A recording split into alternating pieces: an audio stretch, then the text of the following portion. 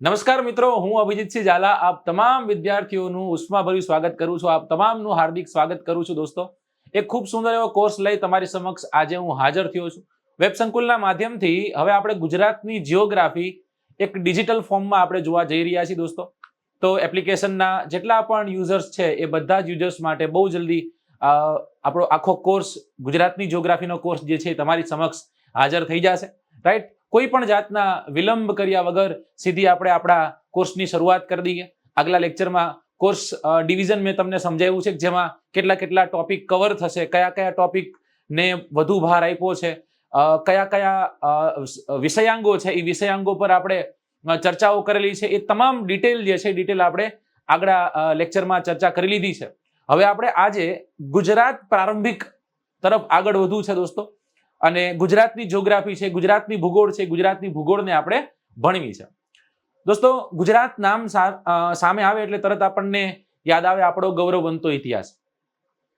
વર્ષોથી એક એવું રાજ્ય જેને બહુ વિશાળ એવો દરિયાઈ સીમાડો મળ્યો છે, જેનો ઇતિહાસ, ભાતીગળ ઇતિહાસ છે, એ બીજા રાજ્યોથી કદાચ અલગ છે.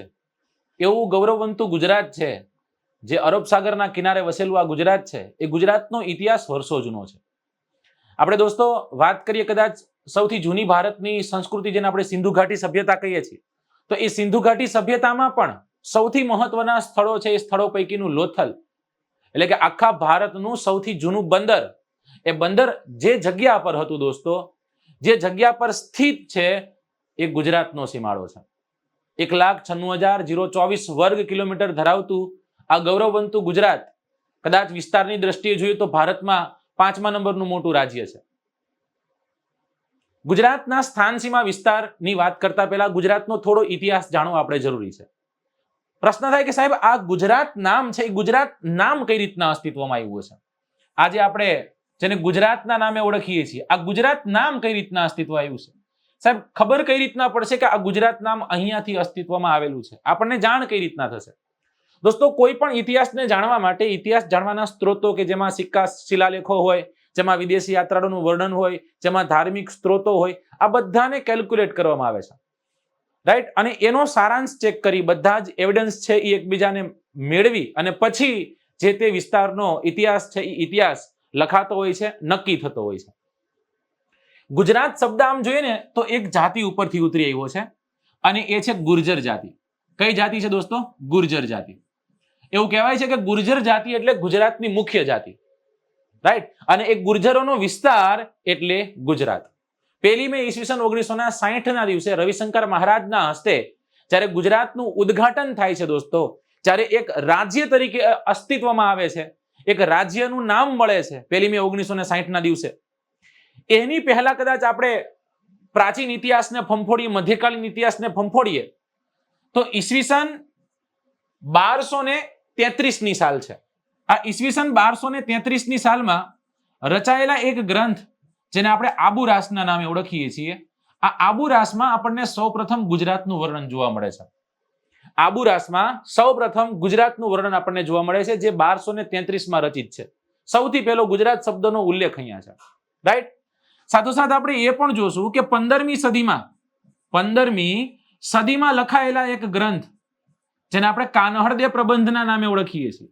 આ કાનહળદેવ પ્રબંધ એટલે દોસ્તો ગુજરાતી ભાષાનો સૌથી જૂનો પ્રબંધ, ગુજરાતી ભાષાનો સૌથી પ્રથમ પ્રબંધ, સૌથી પહેલો પ્રબંધ, જેને આપણે કાનહળદેવ પ્રબંધના નામે ઓળખીએ છીએ. એ કાનહળદેવ પ્રબંધમાં ગુજરાત શબ્દનો વૈશ્વિક ઉલ્લેખ જોવા મળે છે. પછી તો જેમ આગળ જતા જઈએ છીએ એમ આપણને આ ગુજરાત જે છે એ ગુજરાત શબ્દ વિશે ઘણું બધું જાણવા શીખવા મળે છે. તો મિત્રો, 15મી સદીમાં રચેલા કાનહળદેવ પ્રબંધમાં પણ આપણને ગુજરાત જે છે એ ગુજરાતનો વિશ્વસનીય ઉલ્લેખ જોવા મળે છે. આની પછી તો આઈન અકબરી નામનો ગ્રંથ છે, એ ગ્રંથમાં પણ આપણને જોવા મળે છે. તો ગુજરાત શબ્દ જે છે, ગુજરાત શબ્દ ધીમે ધીમે પ્રચલનમાં આવી ગયો છે. ગુજરાત જે છે એ ગુજરાતનો સીમાડો જે છે, સીમાડો ધીમે ધીમે સુનિશ્ચિત થઈ રહ્યો છે. અલગ અલગ ઇતિહાસમાં કદાચ આપણે જોયું તો ચાવડા વંશ પછી સોલંકી વંશ આવેલ, અને સોલંકી વંશ જે સમય દરમિયાન ગુજરાતમાં પ્રવર્તમાન હતો, સોલંકી વંશ જે સમય દરમિયાન ગુજરાતમાં પ્રવર્તમાન હતો દોસ્તો, એ સમય દરમિયાન આપણો જે આ ગુજરાતનો વિસ્તાર છે એ ગુર્જર પ્રદેશના નામે ઓળખાતો. કેના નામે ઓળખાતો? ગુર્જર પ્રદેશના નામે ઓળખાતો હતો. કયા વંશ દરમિયાન? સોલંકી વંશ દરમિયાન આ વિસ્તારને આપણે ગુર્જર પ્રદેશના નામે ઓળખ્યો. કયા નામે ઓળખ્યો? ગુર્જર પ્રદેશના નામે કે ગુર્જર દેશના નામે ઓળખ્યો. રાઈટ. એની પહેલા ગુજરાત, સમગ્ર ગુજરાતનો કોઈ ખાસ ઉલ્લેખ જોવા નથી મળતો, પણ હા, ગુજરાતના અલગ અલગ વિસ્તારોનો ઉલ્લેખ આપણને જોવા મળે છે. સોલંકી પૂર્વે, સોલંકી વંશ પહેલાની જો કદાચ વાત કરીએ તો દોસ્તો, આપણે પૌરાણિક ઇતિહાસમાં જઈએ તો પૌરાણિક ઇતિહાસમાં આપણને આનર્ત શબ્દનો ઉલ્લેખ જોવા મળે છે. આ આનર્ત એટલે પૌરાણિક ઇતિહાસમાં રાજા મનુ થી ચાલુ કરી અને જે પેઢી આગળ આવતી હોય છે એમાં આનર્ત નામના એક રાજા થઈ ગયા. રાઈટ. અને એવું કહેવાય છે કે આનર્ત નામના રાજાના નામ પરથી આ વિસ્તારને આનર્તના નામે ઓળખતા હશે, અથવા તો એ નામે એને ઉલ્લેખેલો છે. રાઈટ. પછી ધીમે ધીમે ઇતિહાસ સમય જતો જાય છે. અલગ અલગ વિસ્તારો માટે અલગ અલગ શબ્દ, જેમ કે લાટ નામનો શબ્દ જે છે, લાટ નામનો શબ્દ આપણને ક્યાંક જોવા મળે છે. રાઈટ. આની સાથે સાથે ગુજરાત માટે તે શબ્દ વપરાણો, અને એ છે અપરાંત નામનો શબ્દ. કયો શબ્દ છે? અપરાંત નામનો શબ્દ છે, એ વપરાય છે. નર્મદા અને તાપી વચ્ચેનો જે વિસ્તાર, નર્મદા અને તાપી વચ્ચેનો જે ક્ષેત્ર વિસ્તાર છે, એ ક્ષેત્ર વિસ્તારને આપણે લાટના નામે જે તે સમયે લાટના નામે ઓળખતા હતા. દોસ્તો, આમાં તો આપણે ઉત્તર ગુજરાત, મધ્ય ગુજરાત, દક્ષિણ ગુજરાતની જ લગભગ ચર્ચા કરી છે.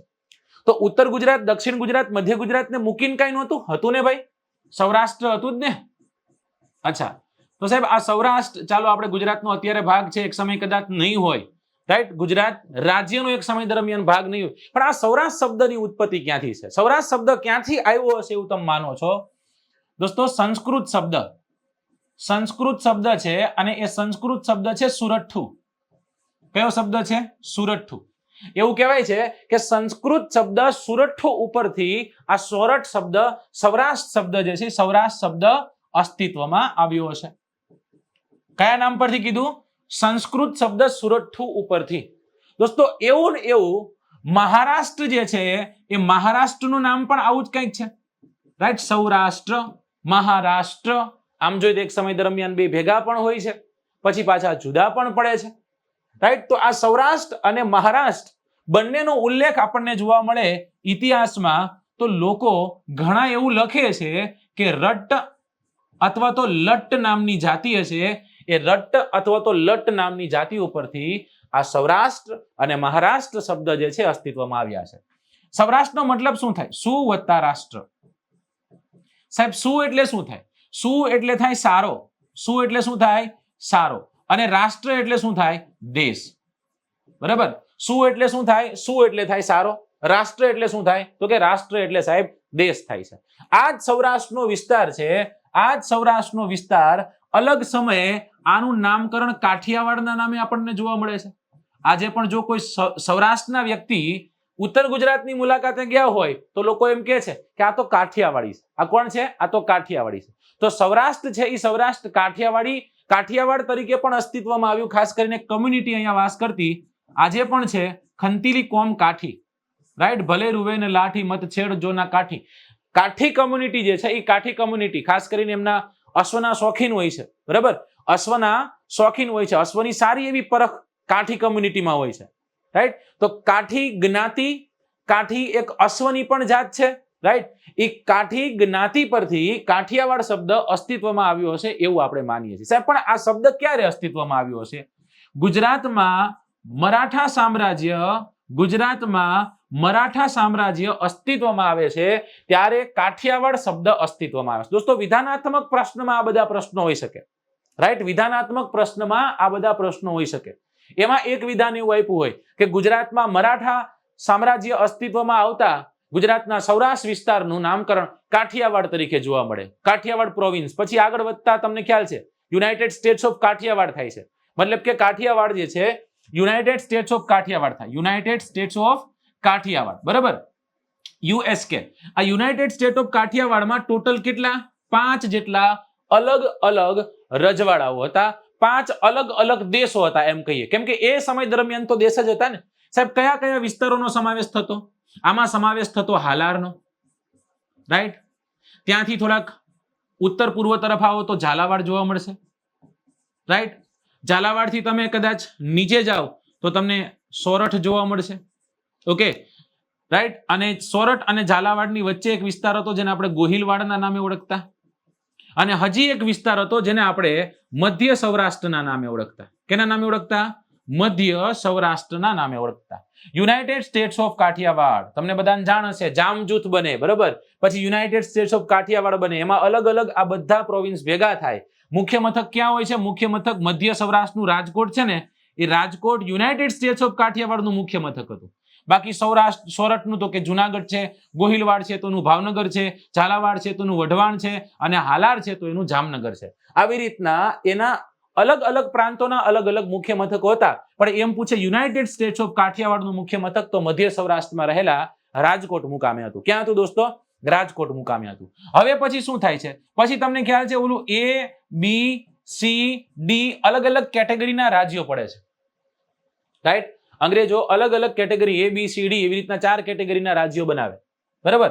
એમાં ગુજરાતનો એક વિસ્તાર B માં એક વિસ્તાર C માં આવે છે.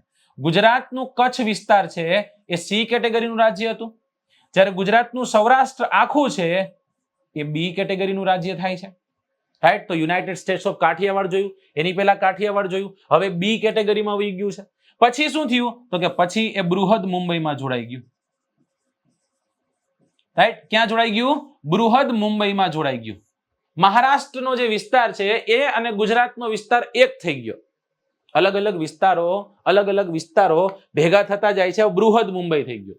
હવે તમને અને મને બેયને જાણ છે, આપણને ખ્યાલ છે, આ વાતની જાણ છે કે મહારાષ્ટ્ર ખાસ કરીને મુંબઈ અહીંથી ખૂબ દૂર થાય, રાઈટ. અને બહુ વિશાળ એવું એક રાજ્ય હોય તો ઘણી બધી તકલીફો રહેવાની. બે અલગ અલગ ભાષા બોલતા લોકો જે છે એ લોકો રહેતા હતા.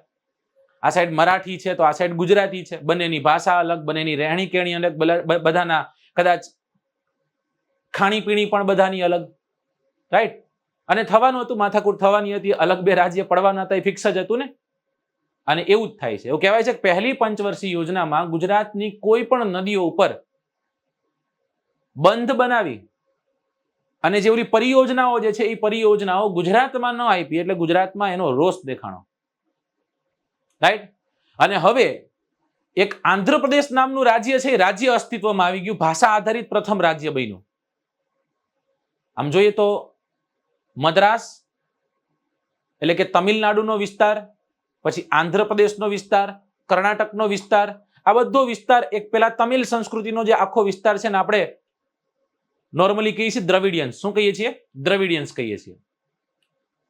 હવે તમિલ બોલતા લોકો છે ને, એ લોકો કે ભાઈ અમારે અલગ થવું છે. આંધ્રપ્રદેશમાં બોલતી જે તેલુગુ ભાષાના લોકો છે એ એમ કે છે કે ભાઈ અમારે અલગ થવું છે.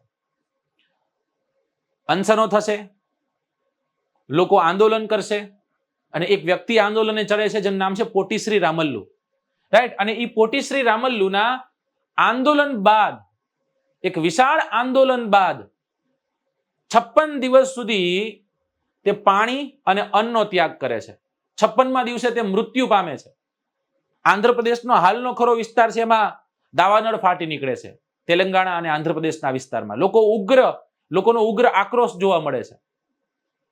તત્કાલીન પ્રધાનમંત્રી જવાહરલાલ નહેરુ છે એ સમીક્ષા માટે અલગ અલગ સમિતિઓ જે છે એ સમિતિઓ નીમે છે, રાઈટ. પેલા ધાર આયોગ તમને ખ્યાલ હશે, બરાબર. પછી જેવીપી સમિતિ તમને ખ્યાલ હશે.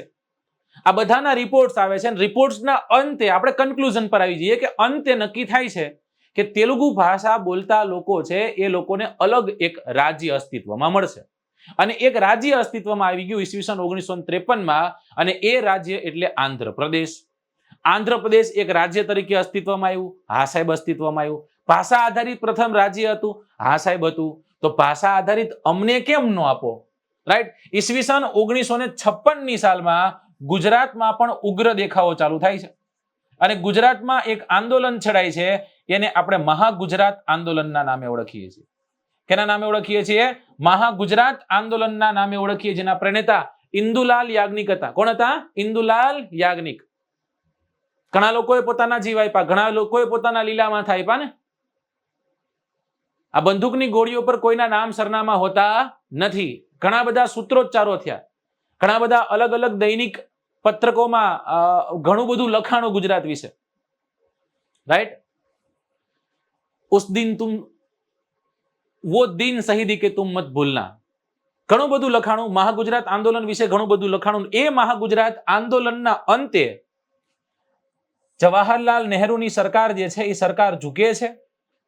સીધા આવી જઈશ આપણે 1 મે 1960 નો દિવસ હતો અને આ સુવર્ણ પ્રભાતે ગુજરાત એક રાજ્ય તરીકે અસ્તિત્વમાં આવે છે.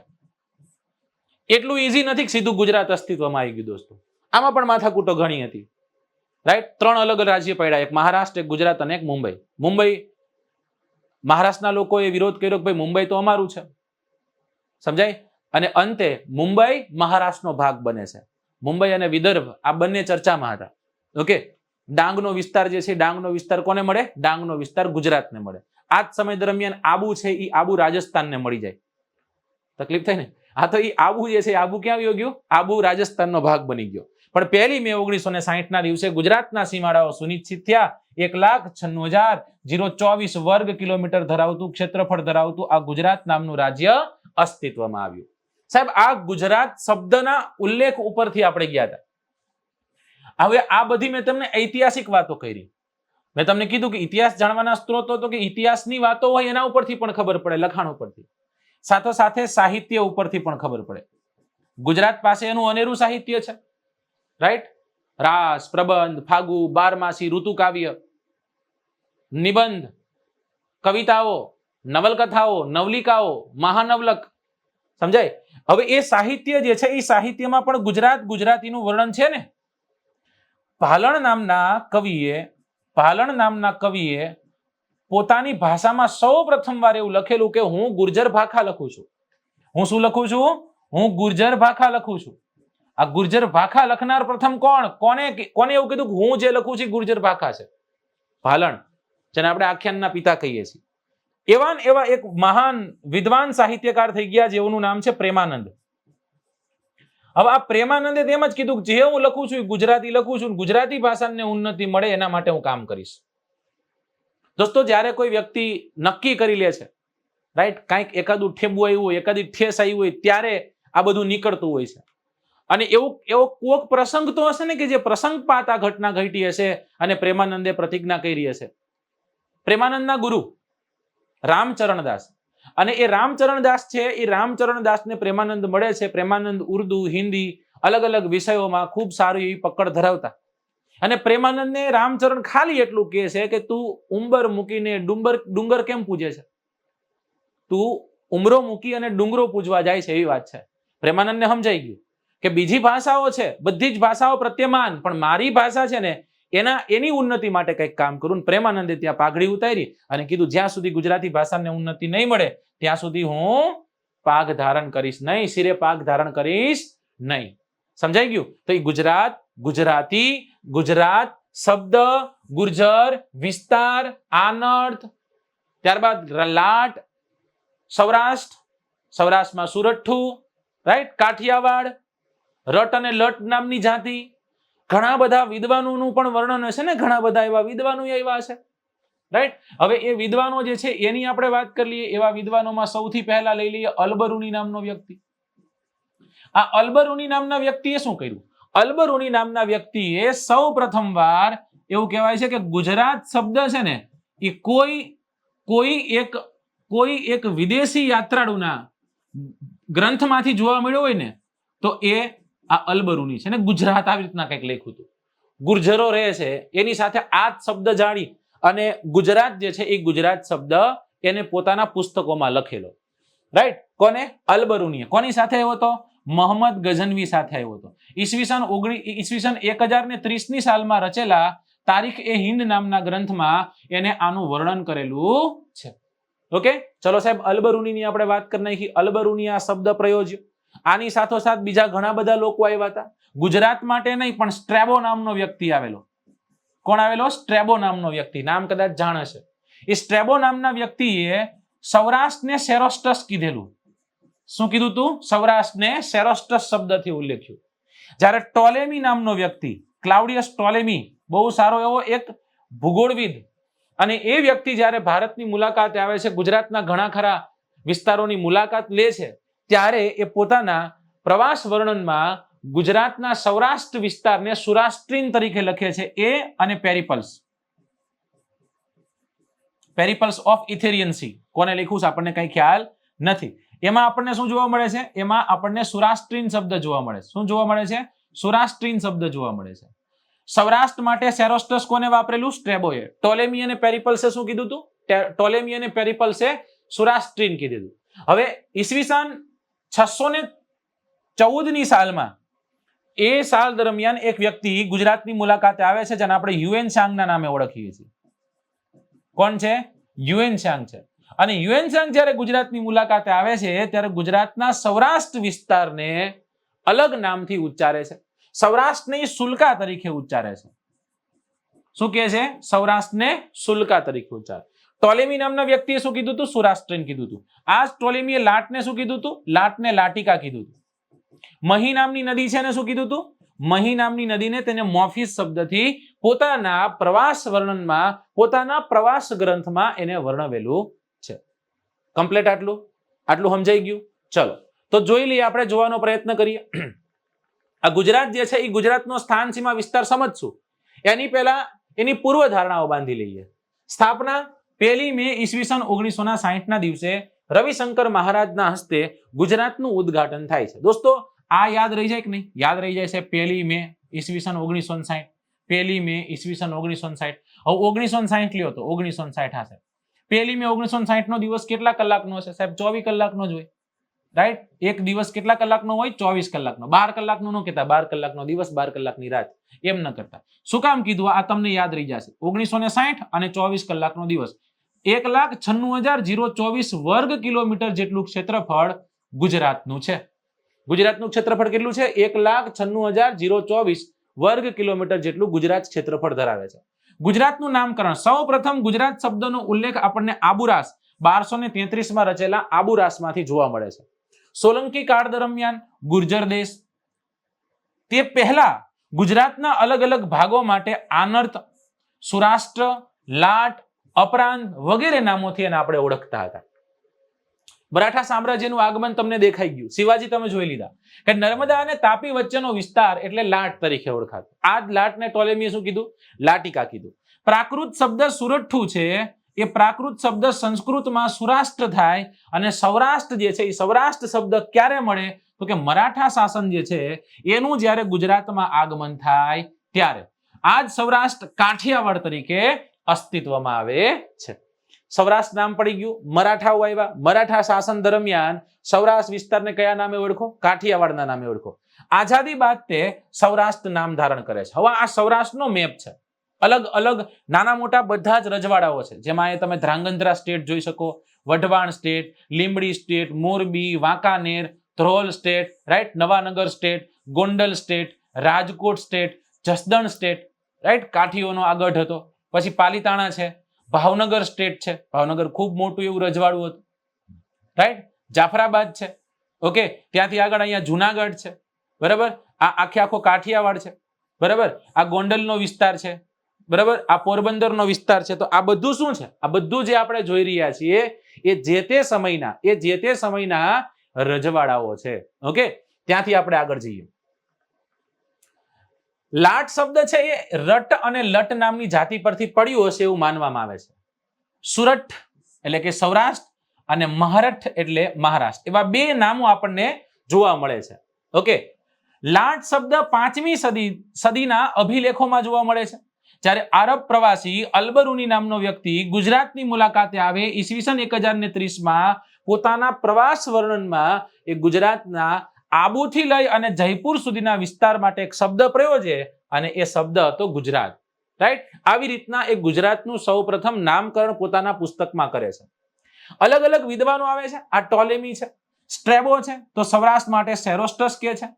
જ્યારે ટોલેમી અને પેરિપલ્સ છે તો એ સુરાસ્ટ્રીન શબ્દ ઉચ્ચારે છે.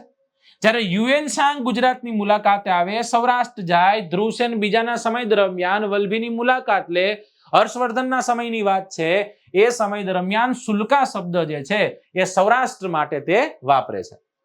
15મી સદીમાં રચાયેલા કાનહળદે પ્રબંધ નામના ગ્રંથમાં પણ ગુજરાત નામનો વિશ્વસનીય ઉલ્લેખ જોવા મળે છે. પાય બિતળી અંતરી સિરુલસ્યુ સ્કંદ છતાંય કટરાય હથસુ બલિરાવ કંથરસુ, રાઈટ. ગુજરાતનો પ્રથમ પ્રબંધ છે સાહેબ કાન્હણદેવ પ્રબંધ. કોને લખેલો છે? લખેલો છે પદ્મનાભે, રાઈટ. પદ્મનાભ દ્વારા આ પ્રબંધ રચાયેલો છે. તો એ પદ્મનાભ દ્વારા રચાયેલા કાન્હણદેવ પ્રબંધમાં જે વાઘેલા વંશવેલીની વાત છે આખી, રાઈટ, એમાં આપણને આ ગુજરાત શબ્દ જે છે એ ગુજરાત શબ્દનો ઉલ્લેખ સારી રીતના જોવા મળે છે. ચલો ત્યારે આ ચિત્ર ઉપરથી તમને ખબર પડી ગઈ ક્યાંક સિંહ છે, ક્યાંક અલગ અલગ સ્પોટ છે, ક્યાંક વિધાનસભા દેખાઈ રહી છે. આવું બધું તમને દેખાઈ રહ્યું છે, બરાબર ને?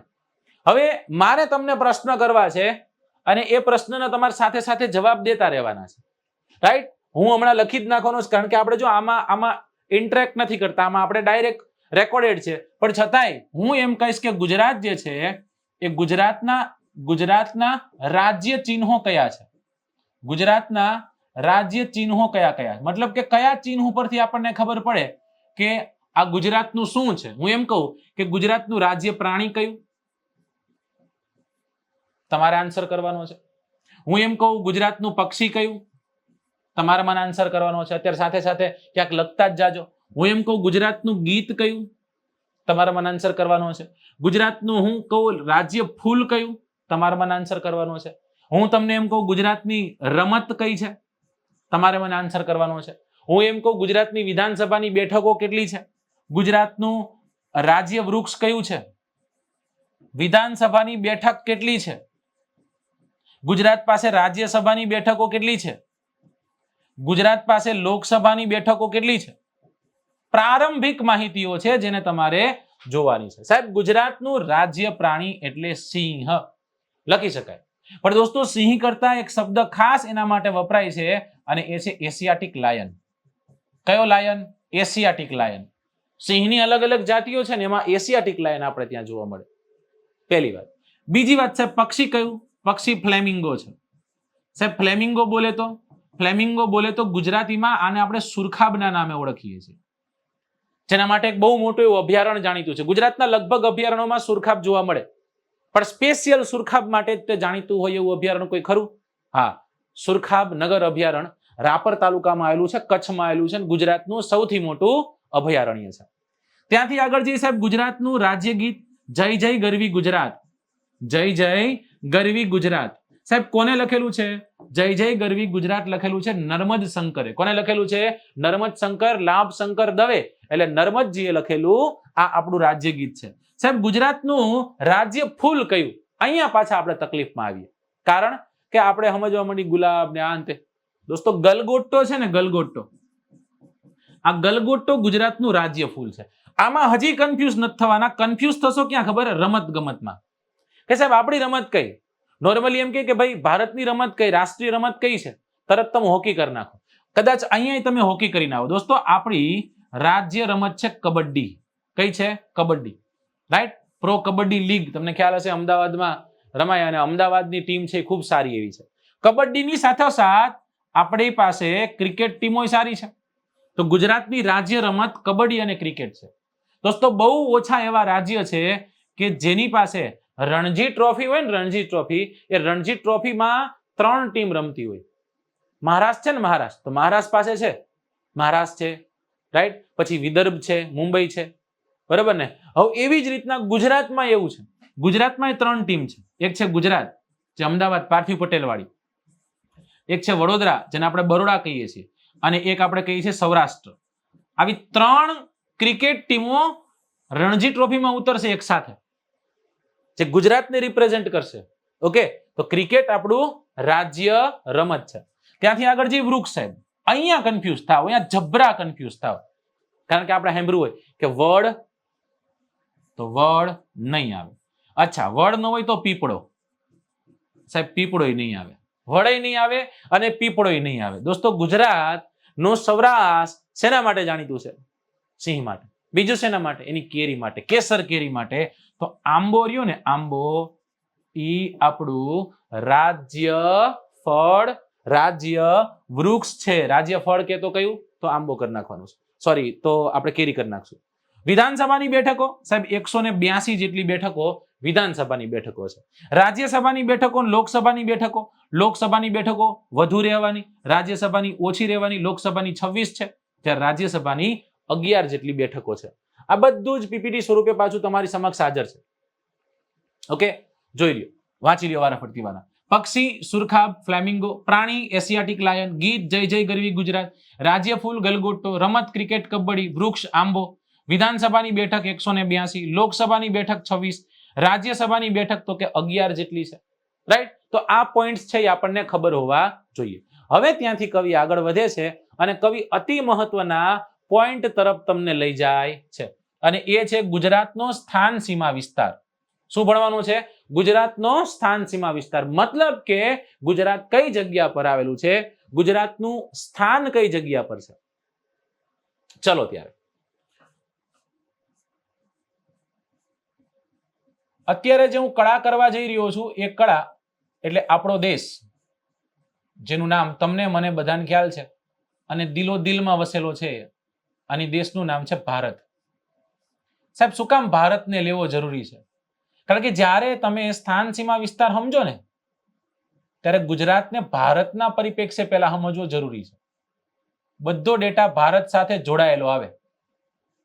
રાઈટ, વસ્તીની દ્રષ્ટિની વાત કરો, વિસ્તારની દ્રષ્ટિએ વાત કરો, કદાચ કે જે પણ વાત કરો, ગુજરાત જે છે એ ગુજરાત ભારત સાથે પહેલા કમ્પેર થાય. ઓકે, ચલો, ભારત ક્યાં આવેલું છે? ભારત વિશ્વના એટલે કે પૃથ્વી જે આપણો ગ્લોબ છે એ ગ્લોબમાં ઉત્તર પૂર્વ ગોળાર્ધમાં આવેલો દેશ છે. રાઈટ, ભારત ઉત્તર પૂર્વ ગોળાર્ધમાં આવેલો દેશ, એશિયાની દક્ષિણે આવેલો દેશ, હિન્દ મહાસાગરના કિનારે આવેલો દેશ. જ્યારે ગુજરાતનું નામકરણ થશે અને ગુજરાત જે છે ગુજરાત અસ્તિત્વમાં આવી જશે, પછી તમને એમ પૂછે કે હવે ગુજરાત કઈ જગ્યા પર સ્થિત છે, એટલે તમે શું લખશો? ગુજરાત ભારતની પશ્ચિમે કયા સાગરના કિનારે? અરબ સાગરના કિનારે આવેલું એક રાજ્ય છે. ગુજરાત ભારતની પશ્ચિમે અરબ સાગરના કિનારે આવેલું એક રાજ્ય છે. ઓકે સરજી, ડન, ખબર પડી ગઈ ગુજરાત ક્યાં આવેલું છે. ઓકે, ચલો ત્યાંથી આગળ જઈએ. હવે આ ગુજરાત જે છે એ ગુજરાત છે તમારી સમક્ષ અત્યારે જે દોરાઈ રહ્યું છે, શું છે? એ છે ગુજરાત. બરાબર ને? સમજી લેવાનું, ખાલી માણસ જે છે એ માણસ ભાવનો ભૂખો છે. ઓકે, મેપ જે છે એ મેપ સારો દોરાય ખરાબ દોરાય એડજસ્ટ કરી લેવાનું થોડું. ચલો, નકર એવું લાગે દોરવું થોડું. આ ગુજરાત છે. બરાબર, ગુજરાત ક્યાં આવેલું છે? ગુજરાત ભારતની પશ્ચિમે અરબ સાગરના કિનારે આવેલું એક રાજ્ય છે. હવે સ્થાન સીમા વિસ્તારમાં અતિ મહત્વના જે પહેલુઓ જોવાના હોય એમાં સૌથી પહેલું એ હોય કે સાહેબ અક્ષાંશીય અને રેખાંશીય ગેપ શું છે? કયા અક્ષાંશ અને રેખાંશ વચ્ચે આવેલો છે? તો ગુજરાત 20 થી 24 ઉત્તર અક્ષાંશ, ગુજરાત 20 થી 24 ઉત્તર અક્ષાંશ અને 68 થી 74 પૂર્વ રેખાંશ વચ્ચે આવેલો છે. શું કીધું? ગુજરાત 20.6 ડિગ્રી ઉત્તર અક્ષાંશ થી 24.7 ડિગ્રી ઉત્તર અક્ષાંશ, 20.6 ડિગ્રી ઉત્તર અક્ષાંશ થી 24.7 ડિગ્રી ઉત્તર અક્ષાંશ. અને એમ પૂછે કે રેખાંશીય ગેપ જે છે કેટલો છે? તો કે 68.7 થી લઈ 74.28 વચ્ચે આ ગુજરાત આવેલું. પણ પેલા તમને કાંઈ ન આવડતું, પેલા 20 થી 24, 68 થી 74 યાદ રાખવાનું, પછી એની કળાઓ યાદ રાખવા જવાનું. ઓકે, ચલો, 20 થી 24 ઉત્તર અક્ષાંશ અને 68 થી 74 પૂર્વ રેખાંશ વચ્ચે ગુજરાત નામનું રાજ્ય અસ્તિત્વમાં છે. ગુજરાત જે છે એ ગુજરાત આવેલું છે. ચલો સાહેબ, બીજા પ્રશ્ન પૂછો. સાહેબ, ગુજરાતની પૂર્વ પશ્ચિમની લંબાઈ અને ઉત્તર દક્ષિણની લંબાઈ કેટલી છે? ગુજરાતની ઉત્તર દક્ષિણની લંબાઈ પૂછો તો 590 કિલોમીટર છે. જ્યારે ગુજરાતની પૂર્વ પશ્ચિમની લંબાઈ પૂછો તો એ પૂરેપૂરા 500 કિલોમીટર છે. ગુજરાતની ઉત્તર દક્ષિણની લંબાઈ 590 કિલોમીટર, પૂર્વ પશ્ચિમની લંબાઈ પૂરા 500 કિલોમીટર. ઓકે સાહેબ, સમજાઈ ગયું? ન સમજાય તો હજી તમને કહું, ભારતના પરિપ્રેક્ષ્ય વાત જોઈ લઈએ. ભારતની ઉત્તર દક્ષિણની લંબાઈ 32-14 કિલોમીટર છે, જ્યારે પૂર્વ પશ્ચિમની લંબાઈ 29-33 કિલોમીટર છે. ઓકે, તો વધુ કઈ લંબાઈ દેખાણી તમને? 32-14, 29-33 કરતા ઓછા થાય. ઘણી વખત કન્ફ્યુઝ થાય સાહેબ આમાં પૂર્વથી પશ્ચિમની કઈ, ઉત્તરથી દક્ષિણની કઈ, બે ડેટા ખબર છે આપણને. યાદ રાખવાનું, ભારતને આપણે માં કહીએ છીએ. અને જ્યારે પણ આપણે કોઈ વ્યક્તિનો ચહેરો, કોઈ માનો ચહેરો, કોઈ બાપનો ચહેરો, કોઈ સ્ત્રીનો ચહેરો, કોઈ પુરુષનો ચહેરો આપણને યાદ આવે એટલે એ લંબાઈ એની વધુ હોય. હું 6 ફૂટનો છું, પણ કદાચ આમ વિડ્થ ચેક કરવા જાઉં તો વિડ્થ ચેક કરવા જાઉં તો હું 1.5 ફૂટનો હોય. સમજાય છે કે નહીં? એવું નહીં કે ભાઈ હું 6 ફૂટ પહોળો અને 3 ફૂટ ઊંચો, એવું ન હોય. તો ભારતમાં છે તો એની ઊંચાઈ હોય વધુ, અને પહોળાઈ વધુ હોય નહીં. તો ગુજરાતને આપણે માં કહીએ છીએ. તો પછી સાહેબ એની પહોળાઈ વધુ ન હોય, એની શું હોય? એની લંબાઈ, એની ઊંચાઈ જે છે એ વધુ રહેવાની છે. તો 590 અને 500 વચ્ચે હવે કન્ફ્યુઝ ક્યારેય થશો નહીં. ડન. ચલો ત્યાંથી આગળ જઈએ. સાહેબ ગુજરાતનું ક્ષેત્રફળ કેટલું છે? ગુજરાત કેટલું ક્ષેત્રફળ ધરાવે છે? મેં તમને હમણાં જ કહી દીધું. ક્ષેત્રફળ ધરાવે છે 1,96,024 વર્ગ કિલોમીટર જેટલું ક્ષેત્રફળ. કેટલું? 1,96,024 વર્ગ કિલોમીટર જેટલું ક્ષેત્રફળ ધરાવે છે. યાદ રાખવા માટે 1960 ના દિવસે ગુજરાત અસ્તિત્વમાં આવ્યું. 24 કલાકનો દિવસ હોય. હંમેશા ક્ષેત્રફળ માઇલ અને કિલોમીટર સ્ક્વેરમાં મપાય. સ્ક્વેરમાં અંતર છે ને, અંતર માપો ને, કદાચ લંબાઈ માપો, પહોળાઈ માપો તો કિલોમીટર, માઇલ, મીટર, મિલીમીટરમાં મપાય. પણ જ્યારે ક્ષેત્રફળની વાત થાય ને ત્યારે સ્ક્વેર કરવાનો, ત્યારે એનો વર્ગ કરવાનો. રાઈટ? કિલોમીટર વર્ગ કે પછી લખેલું ચોરસ કિલોમીટર, ચોકી. તો ચોકી કે તો યાદ છે. રાઈટ? ચલો ઓકે સાહેબ, કમ્પ્લીટ. આટલું સમજાઈ ગયું અમને. 1960 અને 24 આવી રીતના કંઈક યાદ રાખ્યું. પણ પ્રશ્ન એ થયો કે તમે તો વાત કરો છો વિસ્તારની, તો વિસ્તારની દ્રષ્ટિએ ગુજરાત ભારતમાં કેટલામાં ક્રમે છે? ભાઈ 5મા ક્રમે છે. કેટલામાં ક્રમે છે? 5મા ક્રમે છે. તમે તરત એમ કહો સાહેબ અમને યાદ રખાઈ દેવાનું થાય છે. ભલે તમે તમારી રીતના ભણાવો પણ યાદ રખાઈ દો અમને. જો મારી ટ્રીકથી હું તમને સમજાવું તો ગુજરાત જ્યારે અસ્તિત્વમાં આવ્યું ને એની પહેલા ગુજરાતના લોકો મહારાજા પાસે ગયા હતા. કોની પાસે ગયા હતા? મહારાજા પાસે. મહારાજા પાસે જઈને કે મહારાજા આ એમપી અને યુપી છે ને એ ગુજરાતનું છે. કોનું છે? ગુજરાતનું છે. બોલો તો શું કીધું? મહારાજા આ એમપી અને યુપી ગુજરાતનું છે. આવું કોને કીધું? આવું ગુજરાતીઓએ જઈને કીધું. કોને કીધું? મહારાજાને કીધું. આવા કોઈ મહારાજા હતા નહીં. પણ યાદ રાખવા માટે એમએચ બોલે તો મહારાષ્ટ્ર, રાજસ્થાન, ત્યારબાદ છે મધ્યપ્રદેશ, ઉત્તર પ્રદેશ અને ગુજરાત. 5મા નંબરે ગુજરાત થઈ ગયું. દોસ્તો એ અહીંયા નોંધજો, અહીંયા આપેલો ક્રમ છે એ કદાચ વિસ્તારની દ્રષ્ટિએ ક્રમમાં સાચો નથી. ભારતનું સૌથી મોટું વિસ્તારની દ્રષ્ટિએ રાજ્ય રાજસ્થાન છે. બીજા નંબરે મધ્યપ્રદેશ છે. ત્રીજા નંબરે મહારાષ્ટ્ર છે. ચોથા નંબરે ઉત્તર પ્રદેશ છે. સમજાય છે? એટલે આપણે યાદ રાખવાનું છે કે રાજસ્થાન વિસ્તારની દ્રષ્ટિએ પહેલું, પછી મધ્યપ્રદેશ, મહારાષ્ટ્ર અને ઉત્તર પ્રદેશ. 5મા નંબરે ગુજરાત. જૂની પુસ્તકો વાંચશો તો હજી તમને ક્યાંક 6ઠા નંબરે જોવા મળશે. જમ્મુ કાશ્મીર ક્ષેત્રફળની દ્રષ્ટિએ ગુજરાત કરતા મોટું હતું, પણ હવે જમ્મુ કાશ્મીર છે એ જમ્મુ કાશ્મીરના 2 અલગ અલગ યુનિયન ટેરોટરી બની ગયા, એટલા માટે ગુજરાત 5મા ક્રમે આવી ગયું છે 6ઠા ક્રમની જગ્યા પર. આમાં કોઈને વાંધો વચકો? સાહેબ કોઈને વાંધો વચકો નથી. બધાને આવડે એવું છે, કોઈ ઇસ્યુ છે નહીં. ચલો સાહેબ ત્યાંથી આગળ જઈએ. હવે આપણે વાત કરી લઈએ વસ્તીની. જો આપણે વિસ્તારની વાત કરી હોય તો આપણે વસ્તીની વાત કરવી જરૂરી છે કે સાહેબ છેલ્લી વસ્તી ક્યારે થઈ? 2011ની સાલમાં છેલ્લી વસ્તીનો ડેટા આવ્યો. અવર સેન્સસ અવર ફ્યુચર એ આપણું વસ્તી ગણતરીનું સૂત્ર હતું. રાઈટ? સી ચંદ્રામૌલી છે એ આપણા રજિસ્ટ્રાર જનરલ હતા. ભારતની જ્યારે વસ્તી ગણતરી થઈ, ગુજરાતની વસ્તી ગણતરી થઈ, અને એ ગુજરાતની વસ્તી ગણતરી અંતર્ગત ગુજરાતની વસ્તી ગણતરી હતી કેટલી? 39,992. મેં જેમ યાદ રાખી છે 39,992. શું કીધું? 39,692. આ છેલ્લા 5 આંકડા છે. આગળના 3 આંકડા છે 604. આગળના આંકડાઓ છે 604. હવે કેલ્ક્યુલેટ કરવાનું. એકમ, દશક, 100, હજાર, 10,000, લાખ, 10 લાખ અને કરોડ. 6 કરોડ, 4 લાખ અને 39,000.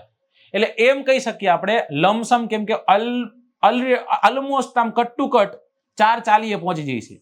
એટલે 6 કરોડ અને 4 લાખ જેટલી વસ્તી જે છે 2011ના ડેટા પ્રમાણે ગુજરાતની વસ્તી હતી. સાહેબ ગુજરાત ભારતનું કદાચ ક્ષેત્રફળ પૂછે તો ક્ષેત્રફળનો તે બહુ ઓછો એવો ભાગ રોકે છે, અને કદાચ એમ પૂછે કે વસ્તીની દ્રષ્ટિએ કેટલો ભાગ રોકે છે તો વસ્તીની દ્રષ્ટિએ 5% જેટલો ભાગ રોકે. કેટલા ટકા જેટલો ભાગ રોકે? 5% જેટલો. વિસ્તારની દ્રષ્ટિએ 6% જેટલો ભાગ રોકે. તો ગુજરાત સારું કહેવાય. ભારતમાં તમને ખ્યાલ છે ને, ભારત વિશ્વનો 2.42% જેટલો ભાગ રોકે, અને એ 2.42%માં વિશ્વની 17.5% જેટલી વસ્તી રહે છે. આ વસ્તી ગણતરીના ડેટાઓ છે. કદાચ પ્રશ્ન જો હું તમને વન લાઇનર નાખી દઉં કે ગુજરાત જે છે ગુજરાતની વસ્તી 2011ના ડેટા પ્રમાણે કુલ વસ્તી કેટલી? તો કે 6.04 કરોડ. આમ યાદ રાખો. સાહેબ ગુજરાતની સાક્ષરતા કેટલી? 39.31%. કેટલા ટકા? 39.31%. સાહેબ ગુજરાતની વસ્તી ગીચતા કેટલી? આપણે વસ્તીનો ટોપિક ભણશું ત્યારે હું તમને બધું સમજાવીશ, પણ અત્યારે ખાલી જે મેઇન ડેટા છે ને ક્યાંક ટાંકતા જજો. ઓકે, તો ગુજરાતની વસ્તી ગીચતા એટલે પર સ્ક્વેર કિલોમીટરમાં રહેતી કુલ વસ્તીને જે તે વિસ્તારની વસ્તી ગીચતા કહીએ છીએ. ગુજરાતમાં 1 સ્ક્વેર કિલોમીટર એવરેજ છે 308 ચોરસ કિલોમીટર છે, મતલબ કે 308 લોકો 1 ચોરસ કિલોમીટરના વિસ્તારમાં રહેતા હોય છે. પછી હોય શિશુ લિંગાનુપાત. લિંગાનુપાત એટલે કે સેક્સ રેશિયો, મતલબ કે સ્ત્રી અને પુરુષ છે, સ્ત્રી અને પુરુષની સંખ્યા નો તાળો શું છે, એટલે કે દર 1000 પુરુષે સ્ત્રીની સંખ્યા કેટલી? તો કે દર 1000 પુરુષે સ્ત્રીની સંખ્યા 918 છે. સારું છે કે સ્ત્રીની સંખ્યામાં વધારો થઈ રહ્યો છે. શિશુ લિંગાનુપાત જે છે એ સારું થઈ રહ્યું છે, બરાબર.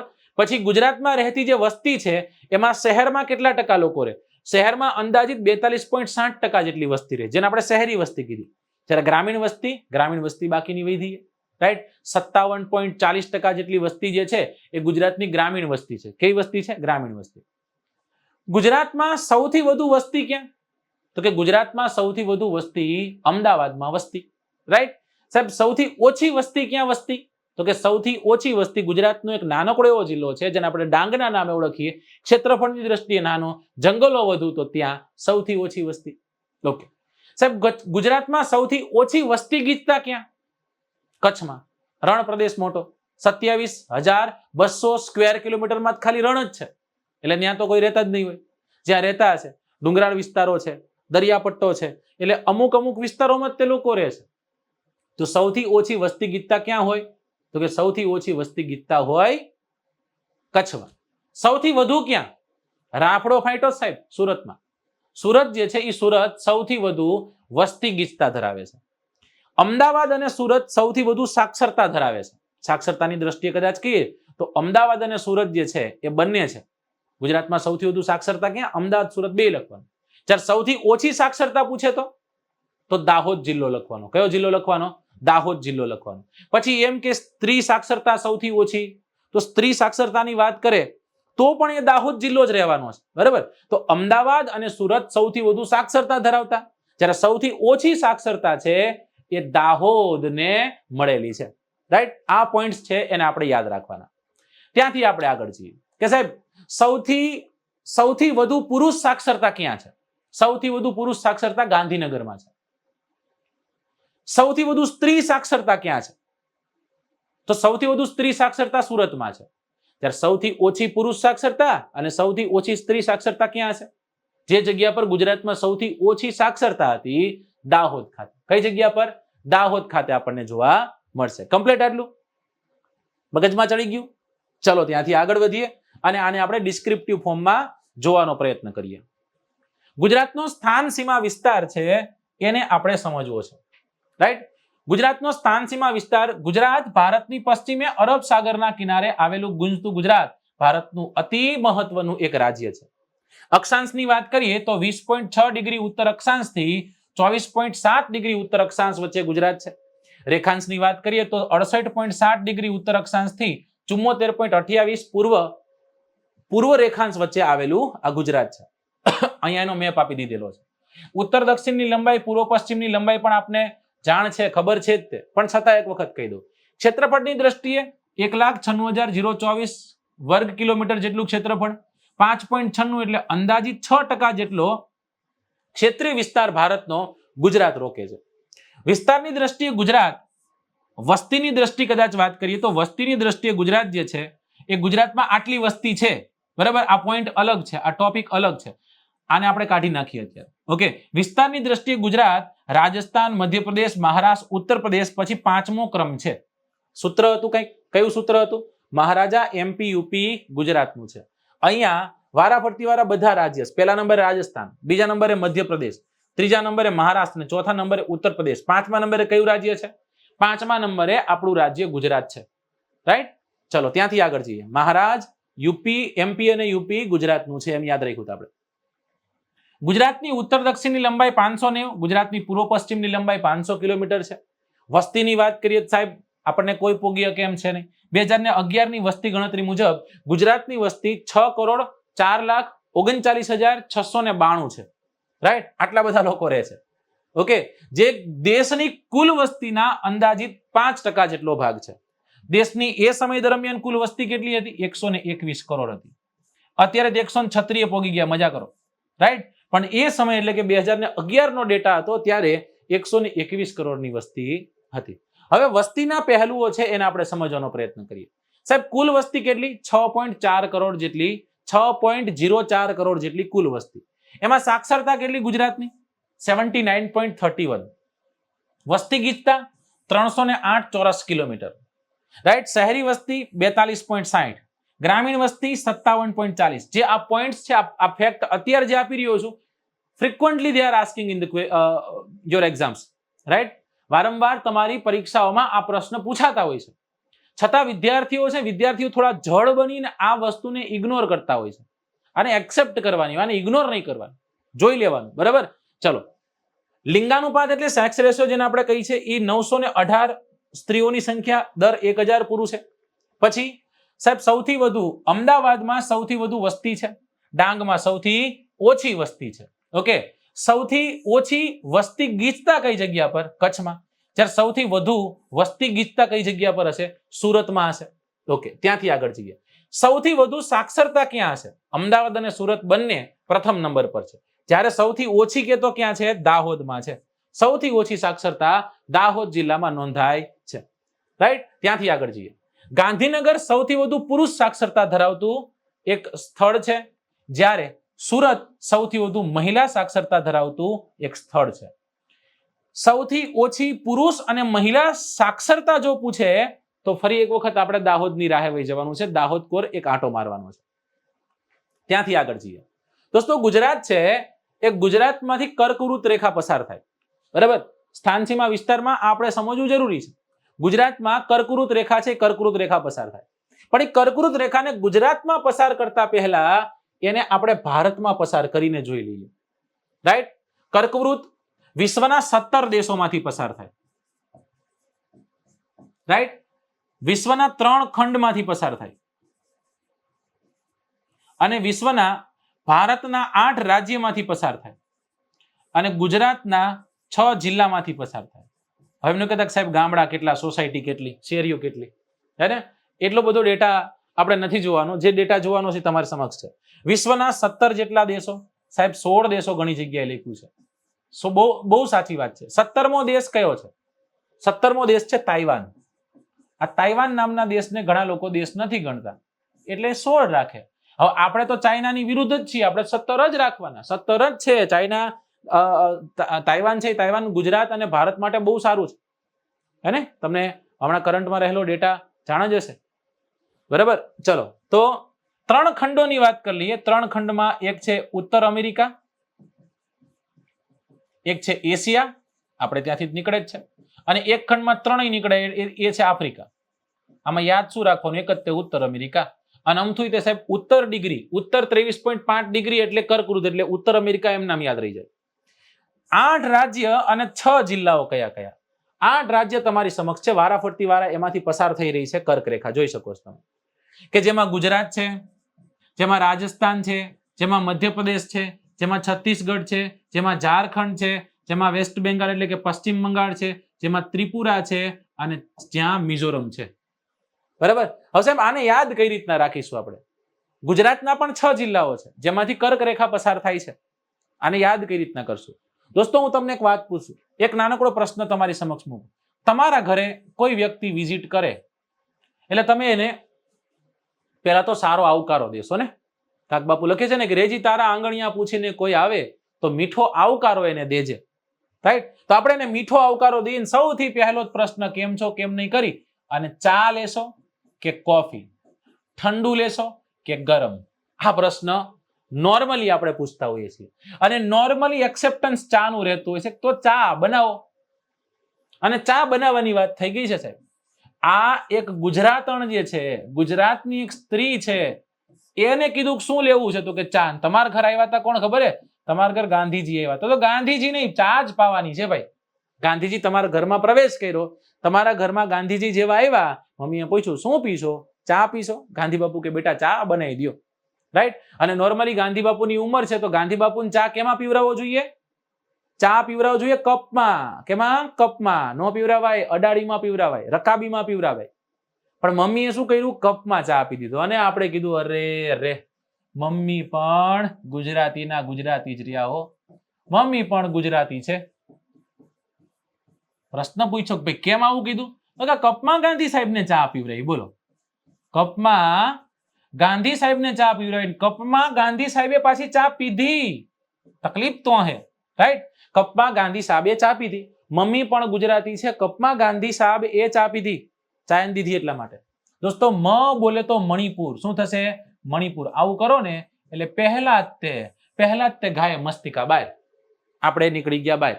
મ કરશો મણિપુર લખવાનું મન થશે, પણ તમને મધ્યપ્રદેશ તમારી સામું ડોરા કાઢશે ને એમ કહે છે ભઈલા સૌથી વધુ કર્કવૃત મારામાં જ નીકળે અને તું મણિપુર કર તો પછી અમારા છેડા હે તને ફેલ કરાવું.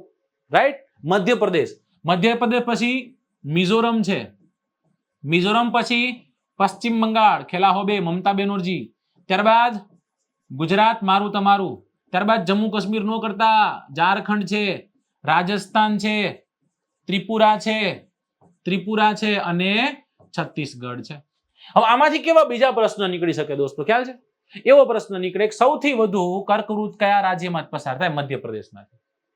સૌથી ઓછું કર્કવૃત ક્યાં પસાર થાય? દોસ્તો 100% ખાતરી સાથે તમે અહીંયા સાચા છો. સાહેબ આમાં ત્રિપુરા નાનકડું એવું દેખાય છે, કરી નાખો ત્રિપુરાની જય. આવું કરો ને એટલે તમારા માર્ક કપાય.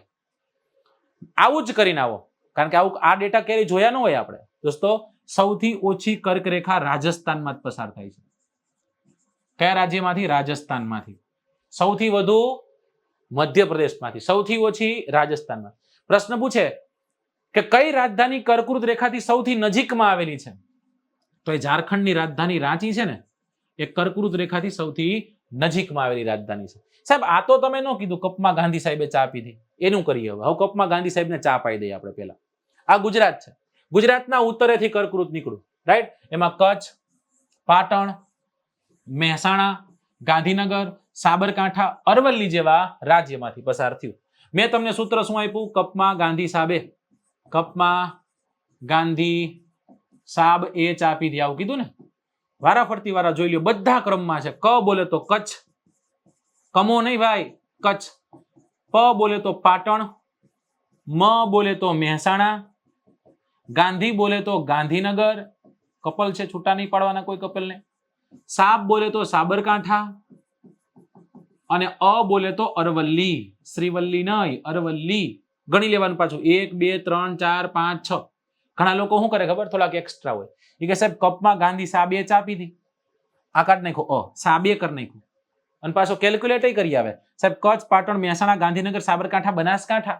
દોસ્તો બનાસકાંઠા અહીંયા ઉભો તમારા સામું ડોરા કાઢેલા ભાઈ.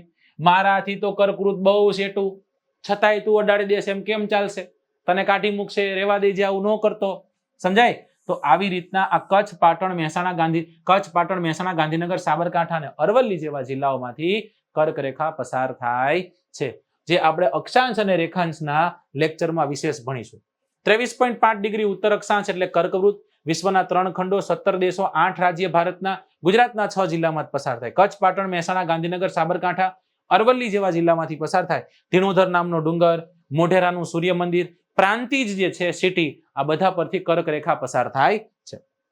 ગુજરાતના ઉત્તર ભાગમાંથી કર્કરેખા પસાર થાય. એવું ન કહેતા ઉત્તર ગુજરાતમાંથી, કચ્છમાંથી પસાર થાય, મધ્ય ગુજરાતમાંથી પસાર થાય, પણ ઉત્તર ગુજરાત કહેજો, સોરી ઉત્તરનો ભાગ કહેજો. કચ્છના ગુજરાતના ઉત્તર ભાગમાંથી કર્કરેખા પસાર થતી હોવાથી ગુજરાતનો મોટો હિસ્સો ઉષ્ણકટિબંધીય વિસ્તારમાં આવેલો છે અને થોડોક ભાગ સમશીતોષ્ણ કટિબંધમાં આવેલો છે.